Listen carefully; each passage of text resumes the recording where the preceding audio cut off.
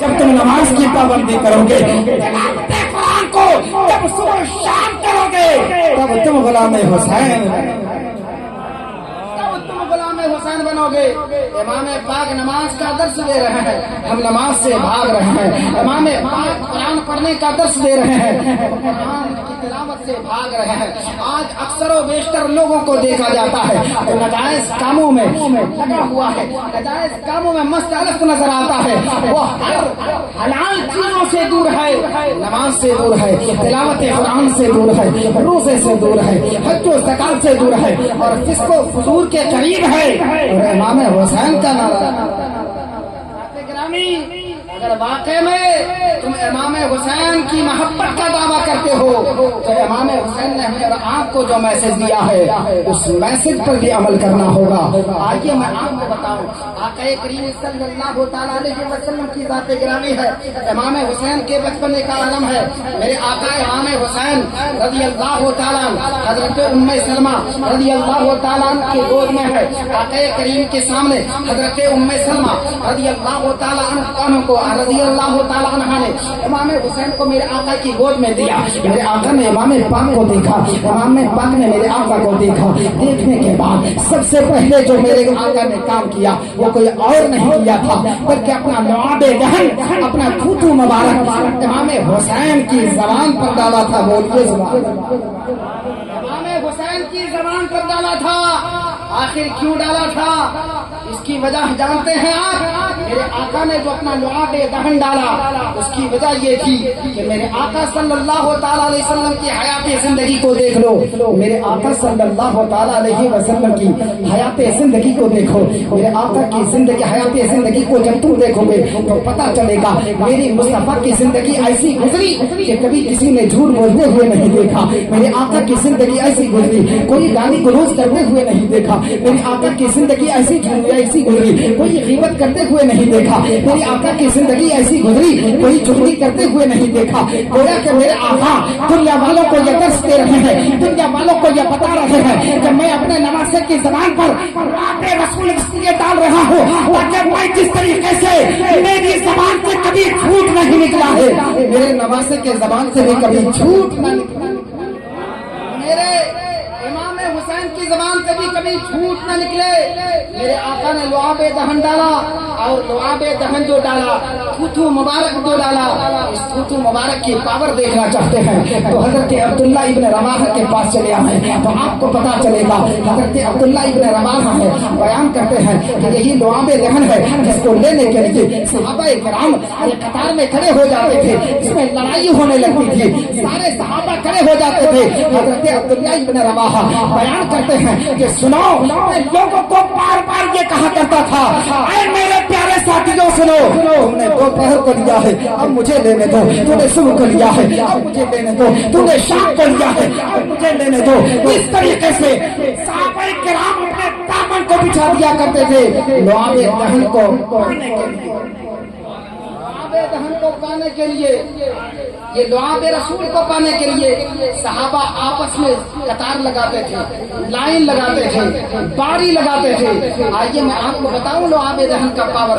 حضرت صحابی رسول حضرت قتادہ کی بارگاہ میں چلے، حضرت قتادہ رضی اللہ تعالیٰ عنہ بیان کرتے ہیں، سنو ایک جنگ ہوئی، اس جنگ میں دونوں طرف سے لڑائی ہوئی، تلوار ادھر سے بھی چلنے لگی، تلواریں ادھر سے بھی چلنے لگی، تیروں کی برسات ادھر سے بھی ہوئی، تیروں کی برسات ادھر سے بھی ہوئی۔ اور اتنا ہی میں حضرت قتادہ رضی اللہ تعالیٰ عنہ بیان کرتے ہیں، رضی اللہ تعالیٰ عنہ بیان کرتے ہیں کہ سنو دشمنوں نے تیر چلایا، ایک تیر آ کر میری آنکھ میں لگی، جیسے ہی تیر آنکھ میں لگی میں نے تیر کو نکالا، تیر کے ساتھ آنکھ باہر آ گئی۔ بیان کرتے ہیں جیسے ہی تیر کے ساتھ آنکھ باہر آئی میں نے آنکھ کو اپنے ہاتھ میں لیا، اور لینے کے بعد میں اگر چاہتا کسی ڈاکٹر کے پاس جا سکتا تھا، کسی حکیم کے پاس جا سکتا تھا، کسی طبیب کے پاس جا سکتا تھا، مگر سنو کسی ڈاکٹر کے پاس نہیں گیا، کسی حکیم کے پاس نہیں گیا، کسی طبیب کے پاس نہیں گیا، لے کر کے آقا کی بارگاہ میں چلا گیا۔ بولیے سبحان اللہ، آقا کی بارگاہ میں چلا گیا۔ حضرت قتادہ فرماتے میں نے اپنے آنکھ کو لیا، آقا کی بارگاہ میں گیا اور جانے کے بعد کہا یا رسول اللہ یا حبیب اللہ، دشمنوں نے تیر چلائی اور تیر سیدھے میرے آنکھوں میں لگی، میں نے تیر کو نکالا تو تیر کے ساتھ آنکھ باہر آ گئی، میں نے آنکھ کو لینے کے بعد سیدھے آنکھ کی بارگاہ میں آیا۔ آقا کریم فرماتے ہیں اے قتادہ مجھے دے دو۔ اب وہ آنکھ میرے آقا نے لیا، لینے کے بعد اپنا لعاب دہن، اپنا تھوتو مبارک اس آنکھ میں لگایا اور لگانے کے بعد میرے آقا نے آنکھ کو آنکھ کی جگہ پہ رکھ دیا، جیسے ہی آنکھ کو آنکھ کی جگہ پہ رکھا، بس رکھنا تھا۔ حضرت قتادہ بیان کرتے ہیں قسم رب ذوالجلال کی، میرے آقا نے جب لعاب دہن اس آنکھ میں لگانے کے بعد میرے آنکھ میں ستا دیا تو پہلے سے زیادہ روشنی بڑھ گئی، سے زیادہ روشنی بڑھ گئی۔ یہ میرے آقا کے لعاب دہن کا پاور۔ حضرات گرامی، مدینہ شریف میں ابھی بھی ایک کنواں موجود ہے جسے بیر شفا کے نام سے جانا جاتا ہے۔ یہ کنواں یہودیوں کا کنواں تھا، اس کنویں میں زہر ڈال دیا تھا کہ یہودیوں نے جب بھی اس کنویں کا کوئی بھی پانی پیتا تو جیسے ہی پانی پیتا تو فوراً مر جاتا۔ ایک مرتبہ اسی بیر شفا اسی کنویں کے سامنے سے میرے آقا کا گزر ہوا، جیسے ہی اس کنویں کے بغل سے گزر ہوا میرے آقا صلی اللہ علیہ وسلم اس کنویں کے پاس کھڑے ہو گئے اور اپنا لعاب دہن لیا اور اس کنویں پہ ڈال دیا۔ بولیے سبحان اللہ۔ کنویں پہ ڈال دیا۔ قسم خدا کی آج بھی مدینہ شریف میں وہ کنواں بیر شفا کے نام سے جانا جاتا ہے۔ جب سے میرے آقا نے لعاب دہن ڈالا ہے، لعاب پاک کو ڈالا ہے، میرے آقا کے لعاب پاک ڈالنا تھا، ارے زہر کا اثر ختم ہو گیا، اب جو اس پانی کو پیتا ہے فوراً شفا ہو جو اس پانی کو پیتا ہے فوراً شفا ہو جاتا ہے۔ یہ میرے آقا کے لعاب دہن کا پاور۔ آئیے میں آپ کو بتاؤں، المختصر میں ادھر جانا نہیں چاہتا، سنو صلی اللہ تعالیٰ علیہ وسلم نے لعاب دہن امام پاک کی زبان پر ڈالا، امام حسین کی زبان پر ڈالا، تاکہ میرے حسین کی زبان سے جب نکلے حق نکلے، جب نکلے سچ نکلے، میرے امام پاک کی زبان سے، میرے نواسے کی زبان سے۔ میرے آقا کریم فرماتے ہیں میں نے لعاب دہن اس لیے ڈالا تھا تاکہ میری زبان کے ساتھ اس کی زبان پر حقانیت آ جائے اور اس زبان سے کبھی گالی نہ نکلے، اس زبان سے کبھی غیبت و چغلی نہ نکلے، اس زبان میں رسول پیدا ہو گئی۔ امام پاک جب تک دنیا میں رہے حق کی پرچار کرتے رہے، حق کے پرچام کو لہراتے رہے۔ حضرات گرامی، میرے امام پاک رضی اللہ تعالیٰ نے جانوں کی زبان پر جب وہ لعاب دہن ڈالا تو حق بولنے لگے، سچ بولنے لگے۔ حضرات گرامی، میرے آقا کریم صلی اللہ علیہ وسلم نے ارشاد فرمایا سنو، جب امام حسین پیدا ہوئے لعاب دہن ڈالنے کے بعد میں نے دنیا والوں کو بھی یہ میسج دیا۔ ایک دوسرا رخ میں آپ کو بتا دو، امام میرے آقا کریم صلی اللہ تعالیٰ علیہ وسلم نے میرے امام پاک کی زبان میں جب لعاب دہن ڈالا تو دنیا والوں کو ایک دوسرا میسج یہ بھی دیا، اے دنیا والوں سنو، میں نے اپنے ناتی کی زبان پر لعاب اس لیے ڈالا کہ کل تمہارے گھر میں بھی بچہ پیدا ہوگا، تمہارے گھر میں بھی بچیاں پیدا ہوگی، تو سنو جب تمہارے گھر میں کوئی بچی کی تولد ہو جائے، تمہارے گھر میں بھی کوئی بچے پر بچہ پیدا ہو جائے، تو سنو جب تمہارے گھر میں کوئی بچہ پیدا ہوگا تو سب سے پہلے اس بچے کی زبان پر اگر کوئی چیز ڈالنا تو کسی عالم دین کا جھوٹا پانی پلا دینا، جھوٹا پانی ڈال دینا، کسی حاجی کا جھوٹا پانی، جھوٹا قطرہ اس کے منہ میں ڈال دینا، کسی نمازی کا جھوٹا قطرہ اس کے منہ میں ڈال دینا، تاکہ اس کا اثر اس بچے پر آ جائے۔ جب کسی عالم دین کا جھوٹا پانی کا قطرہ اس پر ڈال دے گا تو وہ بچہ بھی عالم دین بنتا ہے، بچہ بھی عالم دین بنتا ہوا نظر آئے گا۔ اس لیے آج ہم اور آپ جب بھی ہمارے گھروں میں بچہ تولد ہوتا ہے، بچے پیدا ہوتے ہیں، تو حضرات گرامی آج ہم اور آپ بھی کسی نہ کسی عالم دین کا جھوٹا پانی اس کی زبان پر رکھتے ہیں، کسی نہ کسی نمازی کا جھوٹا پانی کا قطرہ اس کی زبان پر ڈال دیتے ہیں تاکہ اس نمازی کا اثر اس پر آ جائے، اس عالم دین کا اثر اس پر آ جائے، حافظ قرآن کا اثر اس میں آ جائے۔ اس لیے میرے آقا نے ایک دوسرا میسج بھی دیا ہے، اے دنیا والوں تمہارے گھر میں جب بچہ پیدا ہو جائے تو کسی عالم دین کا جھوٹا پانی کا قطرہ اس پہ ڈال دینا تاکہ بڑا ہو کر وہ بچہ بھی عالم دین بنے، حافظ قرآن۔ اب میرے آقا صلی اللہ تعالیٰ علیہ وسلم نے حضرت امام پاک رضی اللہ تعالیٰ کے بارے میں ایک جگہ ارشاد فرمایا امام حسین وہ ہے جس پر میں نے اپنے بیٹے کو قربان کر دیا ہے، بولیے سبحان اللہ۔ پاک وہ ہے جس پر میں نے اپنے بیٹے کو قربان کر دیا ہے۔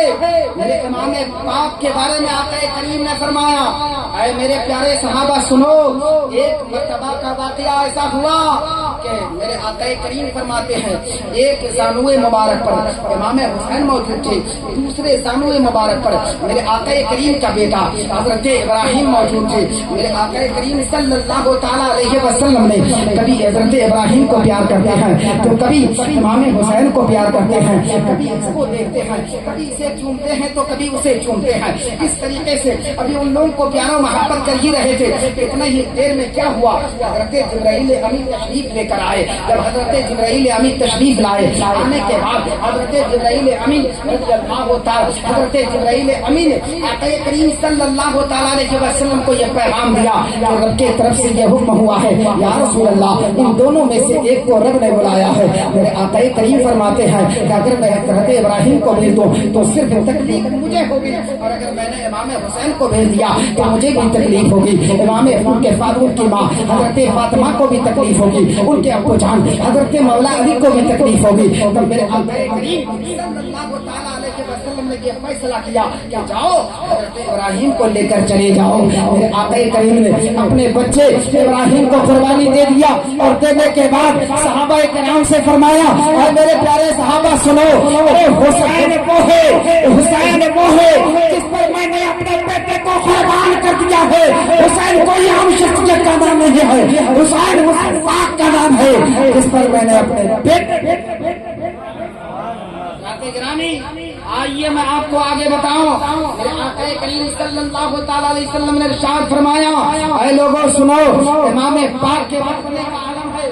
میرے آقا کریم صلی اللہ تعالیٰ علیہ وسلم نے اب امام حسین کو گود میں لینے کے بعد امام حسین کا نام رکھا۔ نام رکھنے کے بعد سب سے پہلے جو کام کیا تھا تو ان کے کانوں پر آذان پڑھی تھی، ان کے کانوں پر آذان پڑھی تھی، اور انہوں نے آذان پڑھنے کے بعد دنیا والوں کو یہ سبق دیا، دنیا والوں کو یہ بتایا اے دنیا والوں سن لو، اے دنیا والوں تم سن لو، میں نے اپنے بچے کے کان پر آذان اس لیے پڑھا، آذان اس لیے پڑھ دیا کہ کل تمہارے گھر میں بھی اگر کوئی بچہ تولد ہو جائے، تمہارے گھر میں بھی کوئی بچی پیدا ہو جائے تو سنو، تو تمہارے گھر میں بھی کوئی بچہ پیدا ہوگا، تمہارے گھروں میں بھی کوئی بچی تولد ہوگی تو سن لو، جب تمہارے گھر میں کوئی بچہ تولد ہو جائے تو تم بھی اس کی کانوں میں آذان پڑھ دینا، پڑھ دینا، گویا کہ امام حسین کی تربیت کے ساتھ ساتھ، امام حسین کی پرورش کے ساتھ ساتھ دنیا والوں کو بھی سبق دے رہے ہیں، دنیا والوں کو بھی یہ بتا رہے ہیں اے دنیا والوں بچہ تولد ہو جائے، نمازی کا جوٹا پلانا، بچہ تولد ہو جائے کان میں آذان پڑھ دینا۔ پھر میرے آقا کریم صلی اللہ تعالیٰ علیہ وسلم نے تیسرا کام کیا تیسرا کام میرے آقا صلی اللہ علیہ وسلم نے آذان پڑھنے کے بعد داہنے کان پہ دم کیا، اور تکبیر کہنے کے بعد بائیں کان پر دم کیا، اور دم کرنے کے بعد دنیا والوں کو یہ میسج دیا کہ دنیا والوں سنو، تمہارے گھر میں اگر کوئی بچی تولد ہو جائے، کوئی بچہ پیدا ہو جائے تو آذان پڑھ کر اس کے بائیں کان پر دم کرنا، اور تکبیر پڑھ کر اس کے بائیں کان پر دم کر دینا، بولیے پر کام پر دم کر دینا۔ حضرات گرامی میرے آقا کریم صلی اللہ تعالیٰ علیہ وسلم امام حسین کے بچپنے کے ساتھ ساتھ دنیا والوں کو یہ درس دے رہے ہیں، دنیا والوں کو یہ سبق دے رہے ہیں، دنیا والوں کو یہ بتا رہے ہیں بھائی دنیا والوں بچی جب پیدا ہو جائے، جب تولد ہو جائے ساری چیزوں پر عمل کرنا۔ اب میرے آقا کریم صلی اللہ تعالیٰ علیہ وسلم نے سنو امام پاک رضی اللہ تعالیٰ عنہ کے نام سے عقیقہ کیا، اور عقیقہ کرنے کے بعد دنیا والوں کو یہ درس دیا اے دنیا والوں تمہاری بھی جب حیثیت ہو جائے تو سنو، جب تمہارے گھر میں بچہ پیدا ہو جائے یا کسی بچی کی تولد ہو جائے تو شکرانے کے طور پر اس کے نام سے 7ویں دن میں عقیقہ کر لینا۔ عقیقہ کرنے سے کیا ہوگا؟ صحابہ کرام پوچھتے ہیں یا رسول اللہ یا حبیب اللہ اگر ہم اپنے بچے کے نام سے عقیقہ کریں گے تو کیا ہوگا؟ میرے آقا کریم صلی اللہ تعالیٰ علیہ وسلم نے ارشاد فرمایا اے میرے پیارے صحابہ سنو، بچہ تولد ہو جائے ان کے نام سے عقیقہ عقیقہ کر دینا. عقیقہ کرنے سے کیا ہوتا ہے سنو. میرے آقا فرماتے ہیں اگر بچے کے نام سے عقیقہ کیا جائے تو بچے کے اوپر آنے والے آفتوں بلیات کو اللہ دور فرما دیتا ہے, پریشانیوں کو دور فرما دیتا ہے, آنے والی بلاؤں کو دور فرما دیتا ہے, ان کی مصیبتوں کو مصیبتوں کو اٹھا لیتا ہے. گویا کہ یہ عقیدہ کا درس ہمیں اور آپ کو حضرت امام حسین سے ملا ہے.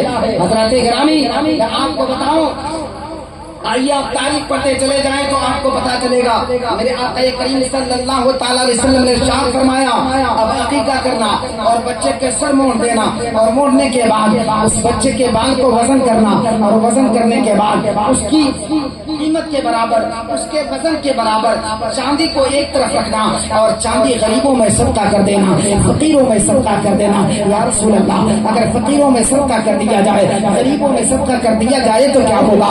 میرے آقا کریم صلی اللہ تعالی علیہ وسلم نے ارشاد فرمایا اے لوگوں اگر بچے کے بال ترشوانے کے بعد جب اس کے وزن کی مقدار چاندی تم صدقہ کرو گے تو میرے مصطفیٰ فرماتے ہیں سنو, جب اس کے مقدار کوئی چاندی صدقہ کرتا ہے تو اللہ تبارک و تعالی اس بچے کو شیطان کے مکر فریب سے بچا لیتا ہے.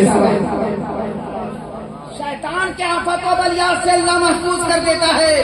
حضرات آج یہ جتنے نیم اور جتنے قانون پر ہمارا آپ عمل کرتے ہیں یہ میرے مصطفیٰ نے امام حسین کے ذریعے سے ہمیں اور آپ کو درس دیا ہے. بچہ تولد ہو جائے آزان پڑھ دینا, بچہ تولد ہو جائے عقب دہن ڈال دینا, جب بچے کی تولد ہو جائے تکبیر پڑھ دینا, جب بچے کی تولد ہو جائے عقیقہ کر لینا, جب بچے کی تولد ہو جائے غریبوں کو کھانا کھلا دینا, فقیروں کو کھانا کھلا دینا, تاکہ اللہ تبارک و تعالی ہر آفت و بلیات اور پریشانیوں سے اسے دور فرما دے, اور اس کی ہر آفت و بلیات کو دور کر کے اس بچے کو غلام حسین بنا دے. حضرات گرامی یہی وجہ ہے میرے آقا کریم صلی اللہ تعالی علیہ وسلم نے امام حسین کی پرورش اپنے ہاتھوں میں کیا. ایک مرتبہ میرے آقا صلی اللہ تعالی علیہ وسلم نے ارشاد فرمایا اے لوگوں سنو, پاک پنجتن کس کو کہتے ہیں سنو. میرے آقا کریم صلی اللہ تعالی علیہ وسلم ام سلمہ کے گھر میں تشریف فرما ہے. آقا کریم اپنے نورانی کملی چادر لے کر بیٹھے ہوئے ہیں, ایک طرف حضرت امام حضرت علی کو آواز دیتے ہیں علی قریب آؤ, حضرت علی قریب آتے ہیں. میرے آقا کریم نے فاطمہ کو آواز دیا اے فاطمہ قریب آؤ, حضرت فاطمہ قریب آ گئی. میرے مصطفیٰ صلی اللہ تعالی علیہ وسلم نے ارشاد فرمایا حسین ادھر آؤ, حسین قریب آ گئے. میرے آقا کریم فرماتے ہیں میں نے حسن کو بلایا اور بلانے کے بعد فرمایا اے حسن قریب آ جاؤ. اب امام حسن بھی تشریف لے آئے, ایک طرف فاطمہ, ایک طرف علی, ایک طرف امام حسن, ایک طرف امام حسین. میرے آقا کریم صلی اللہ تعالی علیہ وسلم نے اپنے کمری کو ان چاروں کے اوپر ڈھانک دیا, اور ڈھانک دینے کے بعد فرمایا یا اللہ کوئی اس سے محبت کر دے گا اور تجھ سے اسی سے تو محبت کرنا, تو اس سے برامت رکھے گا تو بھی اس سے برامت. گویا کہ پاک پنجتن سے جو محبت رکھتا ہے, جو عقیدت رکھتا ہے, جو عشق رکھتا ہے, جو الفت رکھتا ہے, وہی دنیا میں کامیاب ہے, وہی آخرت میں کامیاب ہے, وہی میزان عمل میں کامیاب ہے, وہی پلسرات میں کامیاب ہے, وہی میدان محشر میں کامیاب ہے. اور جو ان لوگوں کے نام لے کر اس کو حضور کرتا ہے گناہ کرتا ہے, جو لہو لعب میں نظر آتا ہے, اللہ تبارک و تعالیٰ سنو اس کو حضور کو کل پسند کیا تھا آج پسند کرتا ہے, لگتا ہے صبح قیامت تک پسند کرے, صبح قیامت تک پسند نہیں کرے گا. سنو امام حسین رضی اللہ تعالیٰ نے ہمیں اور آپ کو کیا میسج دیا ہے. ہے جس کے بارے میں میرے آقا کریم صلی اللہ تعالی علیہ وسلم نے ارشاد فرمایا اے میرے صحابہ سنو, میں تم لوگوں کے درمیان دو چیزیں چھوڑ کر جا رہا ہوں, ایک میری اہل بیت ہے اور دوسرا قرآن ہے. اہل بیت اور قرآن کی دامن کو تھام کر رکھنا, جو ان دونوں کو تھام کے رکھے گا وہی صحیح منزل پر پہنچے گا, وہی میری مجھ تک پہنچے گا, اور جو مجھ تک پہنچے گا وہی خدا تک پہنچے گا, اور جو خدا تک پہنچ گیا جس سے خدا راضی ہو گیا اللہ اسی کے لیے تو جنت بنایا ہے, اسی کے لیے اللہ نے جنت بنایا ہے. امام حسین کی محبت کیا ہے, امام حسین کا عشق کیا ہے, امام حسین کی الفت کیا ہے؟ آئیے المختصر میں آپ کو بتاؤں. امام حسین اس ذات کا نام ہے جس ذات کے بارے میں میرے آقا کریم صلی اللہ تعالی علیہ وسلم نے خطبے کو روک دیا ہے. امام حسین اس ذات کا نام ہے جس کے لیے میرے آقا کریم صلی اللہ تعالی علیہ وسلم نے سجدے کو طویل کر دیا ہے. میرے امام حسین اس ذات کا نام ہے جس کے بارے میں میرے آقا کریم نے فرمایا الحسین منی وانا من الحسین. حسین مجھ سے ہے اور میں حسین سے ہوں. جو حسین سے محبت کرتا ہے وہ مجھ سے محبت کرتا ہے. جو مجھ سے محبت کرتا ہے وہ خدا سے محبت کرتا ہے. اور جو خدا سے محبت کرتا ہے اللہ تبارک و تعالی اس کا ٹھکانہ جنت. پھر میرے آقا کریم نے اسی کے اپوزٹ فرمایا. اے لوگوں سن لو, میرے پیارے صحابہ کرام سے فرماتے ہیں میرے آقا کریم نے فرمایا اور سن لو, تو حسین سے بغاوت رکھے گا تو حسین سے دشمنی رکھے گا گویا کہ وہ میرا دشمن ہے. اور جو میرا دشمن ہے وہ خدا کا دشمن ہے. اور جو خدا کا دشمن ہے رب فرماتا ہے میں نے اس کے لیے ٹھکانہ جہنم کے لیے ٹھکانہ جہنم بنایا ہے. حضرات گرامی, غلط رسموں کو رواج دے کر امام حسین کا نعرہ نہ لگایا کرو. امام حسین کا نعرہ لگانا ہے. امام حسین کا غلام کس کو کہتے ہیں؟ آپ کو تھوڑی دیر کے لیے بتانا چاہتا ہوں. سنو, امام حسین درود شریف پڑھی اللہم صلی علی سیدنا صلاۃ و سلام علیک یا رسول اللہ یا حبیب اللہ صلی اللہ تعالی علیہ وسلم. امام حسین کا نعرہ لگانے والوں, امام سے محبت کرنے والے, حسین سے محبت کرنے والوں, امام حسین سے عقیدت رکھنے والوں, پہلے جانو کہ جائز کیا ہے, ناجائز کیا ہے, حلال کیا ہے, حرام کیا ہے, صحیح کیا ہے, غلط کیا ہے. پھر تم امام حسین سے محبت کا دعویٰ کر لینا. اگر امام حسین کا محبت دعویٰ کرتے ہو, امام حسین سے محبت کا دعویٰ بھی کرتے ہو اور شراب بھی پیتے ہو, امام حسین سے محبت کا دعویٰ کرتے ہو, جوا بھی کھیلتے ہو, امام حسین سے محبت کا دعویٰ کرتے ہو, زنا میں بھی ملوث نظر آتے ہو, امام حسین سے محبت کا دعویٰ کرتے ہو, گناہوں میں ملوث نظر آتے ہو. سنو, امام حسین کا دعویٰ کرنے والا, امام حسین سے محبت کا دعویٰ کرنے والا کبھی شرابی نہیں ہو سکتا. امام حسین سے محبت کا دعویٰ کرنے والا کبھی زناکار نہیں ہو سکتا. امام حسین سے محبت کا دعویٰ کرنے والا کبھی غیبت اور چغلی کرنے والا نہیں ہو سکتا. امام حسین سے جب محبت کرتا ہے وہ نمازی ہوا کرتا ہے, وہ روزگار ہوا کرتا ہے, وہ صبح شام قرآن کی تلاوت کرنے والا ہوتا ہے. اس وجہ سے میرے امام پاک رب کرتا ہو تعالیٰ نے امام حسین کے ماننے والوں سے فرمایا اے میرے ماننے والوں, اے مجھ سے محبت کرنے والوں, قرآن کی دامن کو تھامے رکھو کیونکہ یہی وہ قرآن ہے جو کل قیامت کے دن تمہیں شفاعت کرائے گا. یہ قرآن ہے, اس قرآن کو جب کوئی تلاوت کرتا ہے تو اللہ تبارک و تعالیٰ فرماتا ہے اسی قرآن کو کل ایک انسانی شکل دے دیا جائے گا رب تبارک و تعالیٰ کی بارگاہ میں. یہ قرآن رب تبارک و تعالیٰ کی بارگاہ میں اعلان کرے گا اے رب تبارک و تعالیٰ مجھ کو سینے سے لگایا ہے, مجھے محبت کے ساتھ چنا ہے, مجھے پیار کیا ہے, لہذا اس کی گناہوں کو معاف کر دے. اللہ اس کی شفاعت کو قبول فرمائے گا اور قرآن پڑھنے والے اس شخص کی نجات فرمائے گا. حضرات گرامی, میں آپ کو بتانا یہ چاہوں گا امام حسین نے حق کے لیے اپنی اولاد کی قربانی کر دی. امام حسین نے حق کو بچانے کے لیے, کو مدد کرنے کے لیے آپ دیکھو سرزمین کربلا میں حضرت عباس علمبردار چلے گئے, حضرت علی اکبر چلے گئے, حضرت علی اصغر چلے گئے, حضرت امام قاسم چلے گئے, اور محمد چلے گئے. جتنے بھی اس سرزمین کربلا میں شہید ہوئے, سنو شہید ہونے میں سب سے پہلے سنو جو شہید ہو گئے سب کا ایک ہی میسج تھا, سب کا ایک ہی میسج تھا. کیا میسج تھا؟ میسج یہی تھا کہ سنو شریعت مصطفیٰ کو پامال نہیں ہونے دینا ہے, شریعت مصطفیٰ کو زندہ و تابندہ رکھنا ہے, شریعت مصطفیٰ کے جھنڈے کو بلند رکھنا ہے. امام حضرت عباس علمبردار جھنڈے کو ایک ہاتھ میں جھنڈا لیتے ہیں, ایک ہاتھ میں تلوار لیتے ہیں, لینے کے بعد سرزمین کربلا میں چھلانگ لگاتے ہیں اور لگانے کے بعد بائیں ہاتھ میں جھنڈا ہے, دائیں ہاتھ میں ننگی تلوار ہے. دشمنوں کو مولیہ اور گاجر کی طرح کاٹ رہے ہیں. گویا کہ دنیا والوں کو یہ بتانا چاہ رہے ہیں جو ہاتھ پر نہیں ہے اس کو دنیا میں جینے کا कोई हक नहीं है। हजरत अब्बास अलंबरदार ने जब तलवार चलाई दुश्मनों की गर्दनें करता हुआ नजर आया।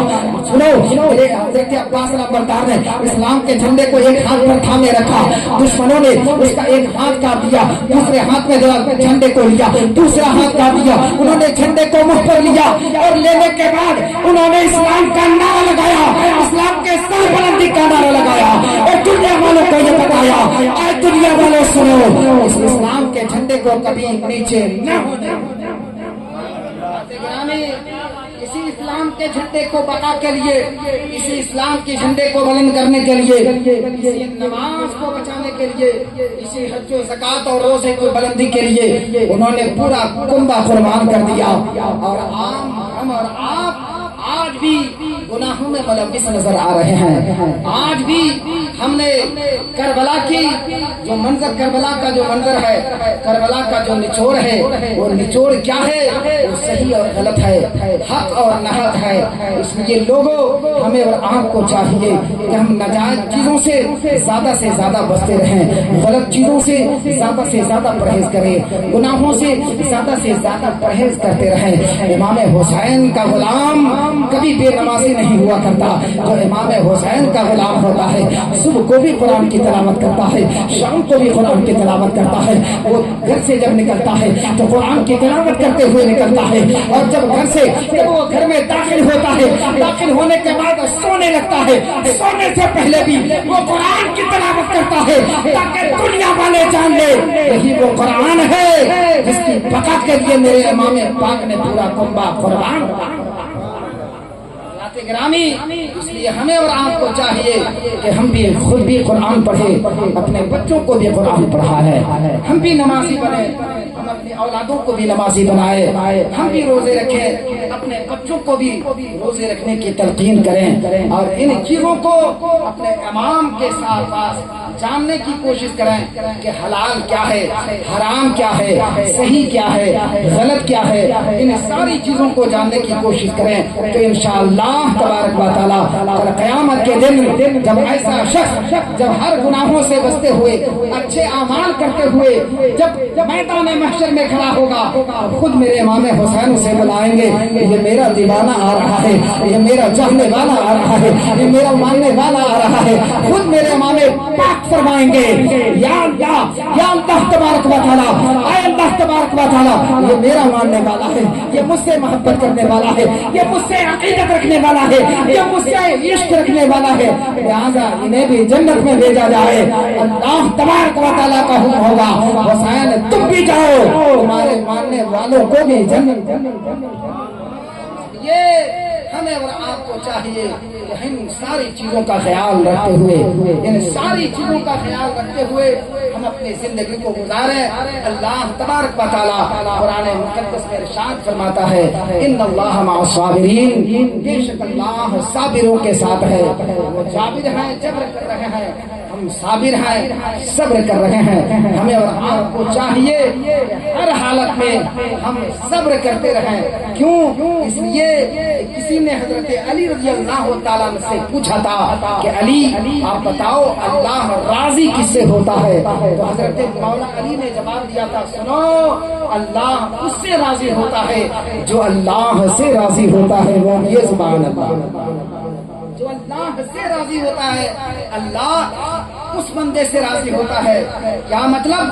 हजरत अली रज़ी अल्लाह तआला अन्हु का कहने का जो मकसद था, कहने का जो मतलब था, मतलब ये था, जो हर हाल में अल्लाह का शुक्रिया अदा करता है, जो हर हाल में अल्लाह की तारीफ करता है, जो हर हाल में अल्हम्दुलिल्लाह कहता है, भूखा है फिर भी अल्हम्दुलिल्लाह, सैराब है फिर भी अल्हम्दुलिल्लाह, अमीरी की हालत में तो भी अल्हम्दुलिल्लाह, गरीबी की हालत में तो भी अल्हम्दुलिल्लाह, जिस हालत में भी है जो अल्लाह का शुक्रिया अदा करता है, यानी हर हाल में जो अल्लाह से राजी होता है, अल्लाह फिर उस बंदे से राजी, अल्लाह फिर उस बंदे جملے سے راضی ہو جاتا ہے. گویا کہ حضرت علی رضی اللہ تعالیٰ نے ہمیں اور آپ کو بڑا اچھا میسج دیا ہے کہ ہر حال میں ہمیں اور آپ کو اللہ کا شکریہ ادا کرنا ہوگا. جب ہر حال میں ہم اور آپ اللہ کا شکریہ ادا کریں گے تو یقیناً ہم دونوں جہان میں کامیاب نظر آئیں گے. وآخر دعوانا الحمدللہ رب العالمین. سارے حضرات میرے ساتھ پڑھ لیں. استغفر اللہ ربی من کل ذنب واتوب الیہ. اشہد ان لا الہ الا اللہ واشہد ان محمد عبدہ ورسولہ. السلام علیکم ورحمۃ اللہ وبرکاتہ. آئیے کھڑے ہو جائیں. صلاۃ و سلام.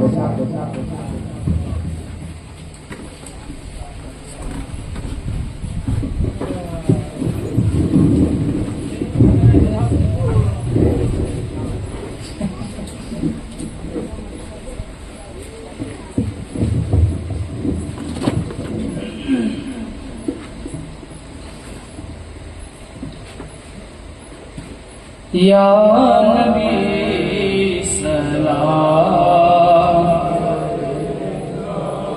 یا رسول سلام علیکہ، یا حبیب سلام علیکہ، صلوات اللہ علیہ. حبیبی یا رسول اللہ،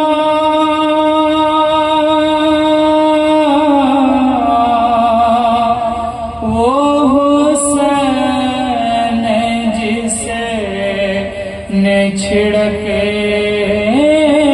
کے خون چمن جہاں کو ہرا کیا. حبیبی یا رسول اللہ، وہ حسین جسے نے چھڑکے کے خون چمن جہاں کو ہرا کیا. اسی جان سارے کا واسطہ کہ ہر کے گدا کا سلام لو. یا نبی یا رسول سلام علیکہ، یا حبیب سلام علیکہ،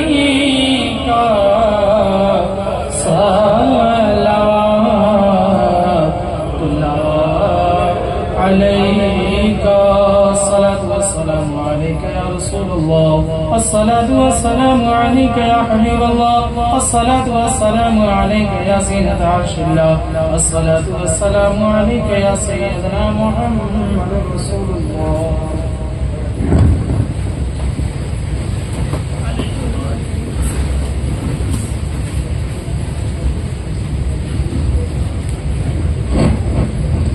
أعوذ بالله من الشيطان الرجيم. بسم الله الرحمن الرحيم.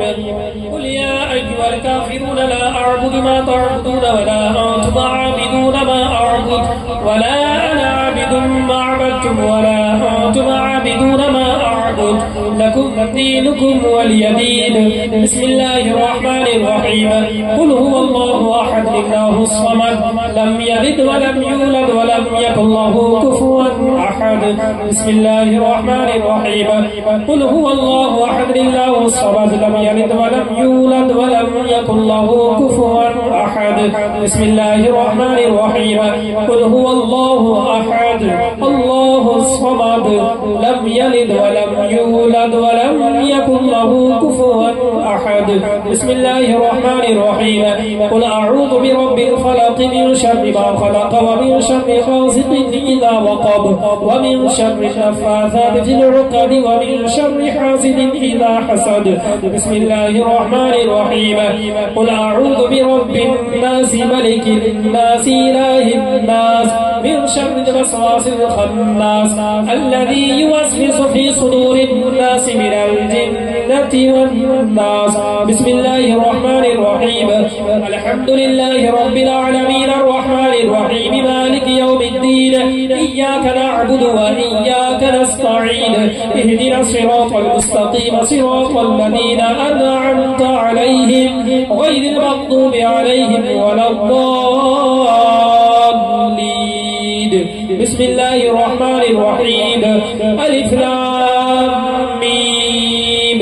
ذلك الكتاب لا ريب فيه هدى للمتقين الذين يؤمنون بالغيب ويقيمون الصلاة ومما رزقناهم ينفقون والذين يؤمنون بما أنزل إليك وما أنزل من قبلك وبالآخرة هم يوقنون أولئك على هدى من ربهم وأولئك هم المفلحون. وإلهكم إله واحد لا إله إلا هو الرحمن الرحيم. إن رحمة الله قريب من المحسنين. وما أرسلناك إلا رحمة للعالمين. ما كان محمد أبا أحد من رجالكم ولكن رسول الله وخاتم النبيين وكان الله بكل شيء عليما. إن الله وملائكته يصلون على النبي يا أيها الذين آمنوا صلوا عليه وسلموا تسليما. اللهم صل على سيدنا شفيعنا محمد صلوا عليه الصلاة والسلام عليك يا رسول الله صلى الله تعالى عليه وسلم. أعوذ بالله من الشيطان الرجيم. ألا إن أولياء الله لا خوف عليهم ولا هم يحزنون الذين آمنوا وكانوا يتقون. سبحان ربك رب العزة عما يصفون وسلام على المرسلين والحمد لله رب العالمين.